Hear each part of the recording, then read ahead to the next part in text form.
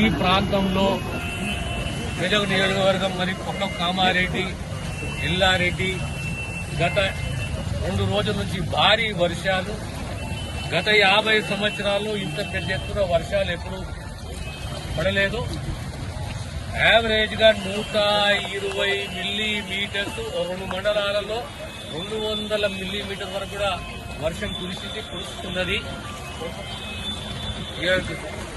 జిల్లా యంత్రాంగము, disaster force లేదా army వీళ్ళందరూ రెస్క్యూ ఆపరేషన్స్ లో సుమారు 80 మందిని కాపాడారు.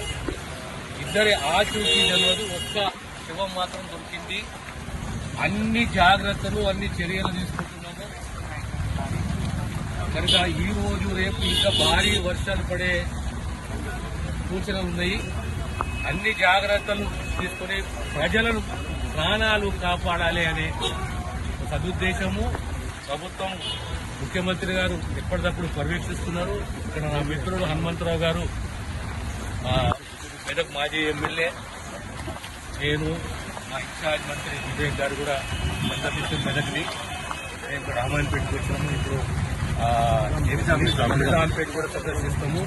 కానీ అన్ని చర్యల్లో హెచ్ఆర్ అనేది ప్రభుత్వ యంత్రాంగము, ఫోర్సెస్, డిజాస్టర్ మేనేజ్మెంట్ అన్ని చర్యలు తీసుకుని ఎక్కడిదక్కడ ప్రజలను అప్రమత్తం చేయడము, వారి ప్రాణాలు కాపాడము, ఆ దిశగా మా కృషి ఉంటుంది. ఆ తర్వాత ఇక నష్టపరిహారము, పంట నష్టము, రోడ్లు ఒట్టుకోవడము, కలవర్ట్స్, చెరువులు ఇదంతా ఇంకా కంప్లీట్ అంచనా రాలేదు.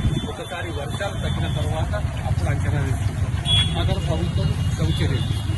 Thank you.